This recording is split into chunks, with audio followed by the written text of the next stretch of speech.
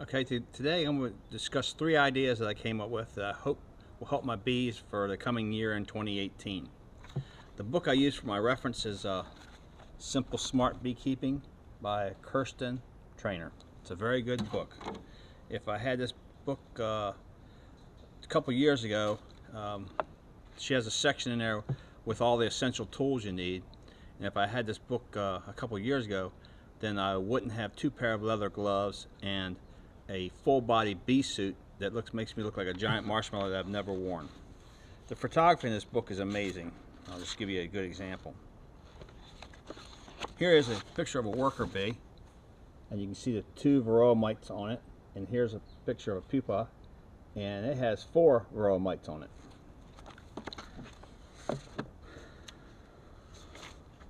Pages 104 to 106, Kirsten has come up with an idea called drone comb cutting. And what you have is, when you put foundation in your hives, it looks like this, and it's really, the comb is the size of worker brood. So when the bees draw it out, the queen will lay worker eggs in there.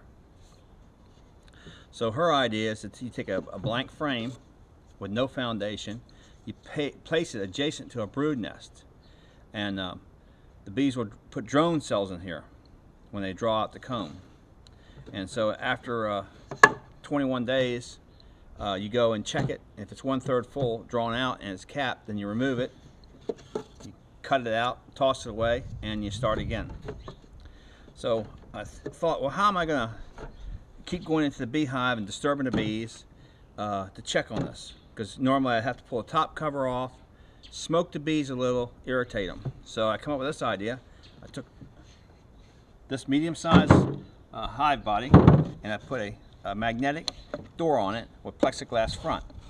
And now I can look through here, as you can see, and I can check the drone comb without disturbing the bees, and then I could check it every day. The bees wouldn't even notice. So that's my first idea. My second idea I came up with is I took the inner cover, which sits on top of the hive, and I replaced it with a new version of an inner cover, which is a medium hive body with a plexiglass window, 2 holes to put feeders on, and you can also put screen number 8 hardware cloth on there for ventilation. The top has a hole for the bees to come in and out. And another thing I can do is I can check the temperature of my hive using the infrared laser thermometer, and I'll show you why I'm going to do that on the next one.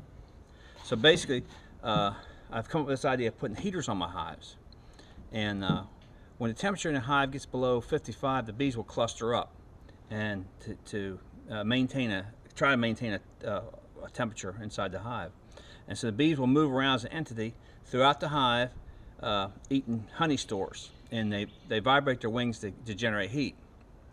Well, if it gets too cold, the cluster will get even tighter, and then the bees, there can be honey 5 inches away from the bees.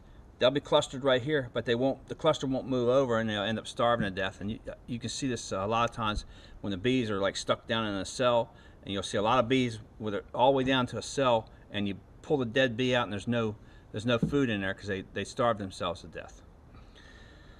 So that's why I'm coming up with the idea of the heaters. And so far my heater test has been working pretty good, and I'm going to take you over and show you what I mean next. I had made this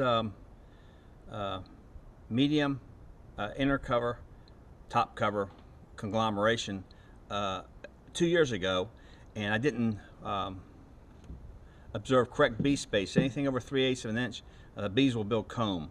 And so you'll see that, because these are all the ones over here, all my old version. This is my newest version. With my inner cover design with the plexiglass top, it allows me to do 4 things. One is I can check for wax moths. Wax moths will usually be in the top, hiding from the bees. On a strong hive, the wax moths, the bees will take care of them, but A lot of times I'll open up a hive, I'll see a wax moth in there. So I have a vacuum cleaner with a 20-foot hose on it, and I made a special nozzle. When I pull the top off, if I see a wax moth, I suck him up. That's one less wax moth the bees have to contend with. The next thing that this special cover allows me to do is check for small hive beetles. The bees will chase the small hive beetles into the corners, and so when I pull the inner cover off, when I pull the top cover off, I'll see sometimes I'll see small hive beetles. Once again, I'll take the vacuum cleaner, suck them up, because that's one hive beetle gone is one hive beetle gone. The next thing I can do is check for raw mites. And normally what you do is you take about 100 bees, which is like a half a cup of bees, and you either put them in the alcohol or an ether wash, which ends up killing the bees, and then you count the mites. And if you have more than 5 mites per 100 bees, then you need to take some alternative action.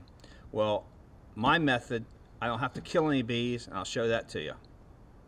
And finally, I can take my infrared laser thermometer and check the temperature of the hive to see what it actually is. This is just to check my heaters for the coming year to see how good of a job they're doing. It's kind of cold out today. It's like 50 degrees, but the bees are still coming in and out, I guess, to do a little whatever they like to do on cold days. Okay, the outside temperature is 45 degrees. The inside temperature of the hive is 57.2 degrees. So, and I was actually shooting down through this plexiglass cover. Now what I can do is I can bring my DSLR camera out here.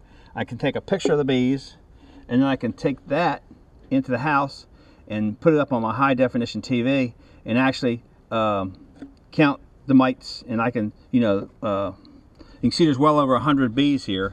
So I can actually just count 100 bees and see how many mites I have. And this is the box I made last year where I didn't observe the correct bee space. As you can see, the bees built some comb, and they actually put some honey stores in there. But you can see they're in there working. They're very happy.